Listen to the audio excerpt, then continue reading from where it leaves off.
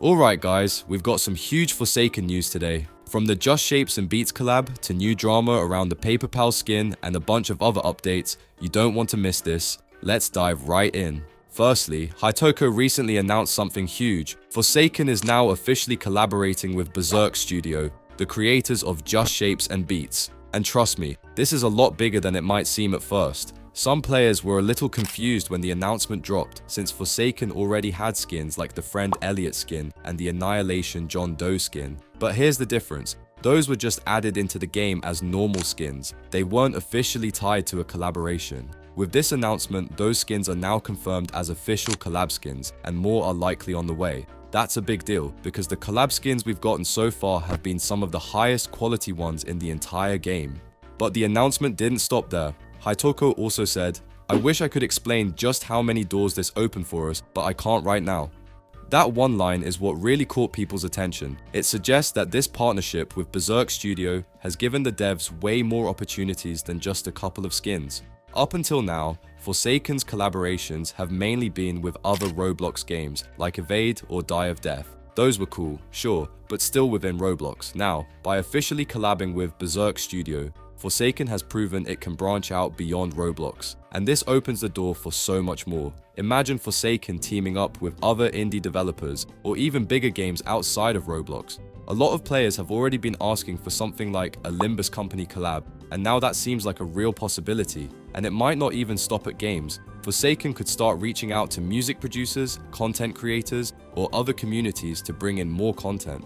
Some people are speculating that Hitoko's wording might even hint at a potential Doors collab, since the phrase opening doors was used. Personally, I think that's reading a little too far into it. It seems more likely that Hitoko just wanted to emphasize how massive this opportunity really is for the future of Forsaken. Whether or not that leads to Doors specifically, this collab was a huge achievement for Forsaken.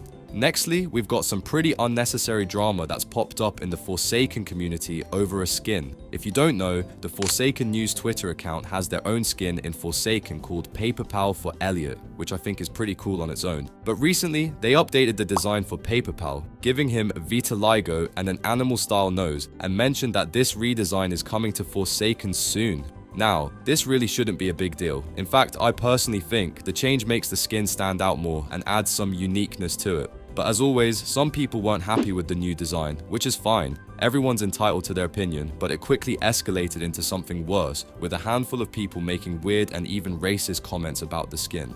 What makes it even funnier is that most of the people complaining aren't even going to use the skin in game. A lot of the criticism doesn't really hold up either. Some people said the design isn't Robloxian enough, but that doesn't really make sense because once its redesign is actually added into Forsaken, it will almost certainly be adjusted into the standard Robloxian body anyway. And now, in response to some of the backlash, Paperpal's creator has already tweaked the design again, this time moving toward a more blocky, Roblox-inspired look. This is likely the version that will get added to the game, though there's still a chance we see the original Paperpal as an alternate. Either way, the whole situation feels overblown. At the end of the day, it's just a skin, and whether you like the original or the redesign, it doesn't really affect the gameplay.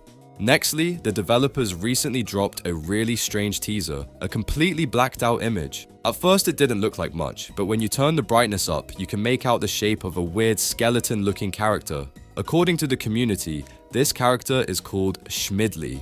Now, from what I've researched, some people claim Schmidley was an old scrapped killer, but honestly, I don't think that's true. From everything I've seen, it seems more like an inside joke that started within the community and then just got bigger over time. And I guess the joke got so popular that even the developers took notice, and now it looks like Schmidley might actually be coming to Forsaken in some form. Based on the teaser, he's already got an idle animation completed, which makes it clear this is more than just a throwaway gag. Something is definitely being planned for him.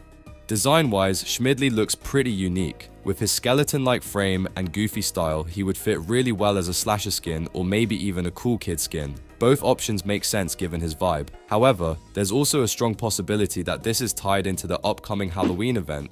The devs have mentioned wanting to try something new with this year's event, and Schmidley's design does have a Halloween vibe to it. Personally, I think instead of being just another shop skin, Schmidley could end up being an NPC added to the event itself. Players might have to complete special quests or challenges during the Halloween event in order to unlock him. That would make him more of a limited time reward, which would not only explain why he's being teased now, but also make him way more exciting to obtain. Either way, whether he's a joke turned real, a simple skin, or part of a larger Halloween event, it's really cool to see Forsaken embrace community memes like this.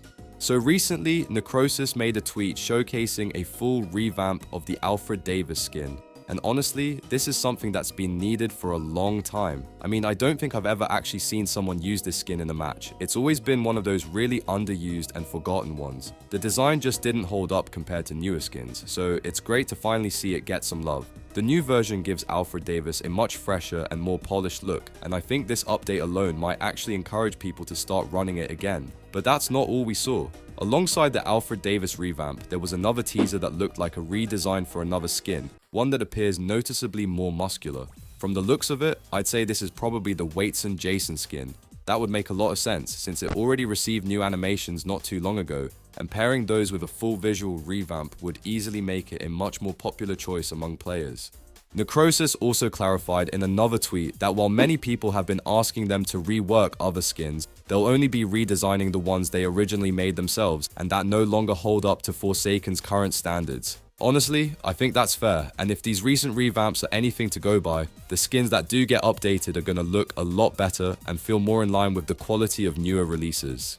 Next up, we've got some exciting news for Forsaken players who own the VIP Game Pass, as there are a couple of big updates on the way. Firstly, Alyssa teased that Gubby will finally be making its way into private servers. While this is most likely going to be an exclusive feature for VIP owners, some players have been speculating that there might be a way for non-VIP players to unlock it. Personally, I think that's a stretch. It makes much more sense for this to remain a VIP exclusive perk, as it gives more value to the Game Pass. Either way, it's really nice to see VIP owners finally getting some special content. On top of that, the MX skin for guest is also receiving an update, specifically with a brand new head model. The old version was fine, but this updated model honestly looks way better. It gives MX a much more menacing presence, leaning into that killer-like design.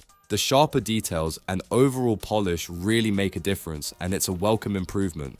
And finally, after almost 9 months, console players are finally getting sensitivity settings. This is something that's been requested for such a long time, and it's honestly crazy it took this long to get added. Up until now, console players were stuck with one default sensitivity, which felt way too limiting and made aiming or moving around a bit clunky for a lot of people.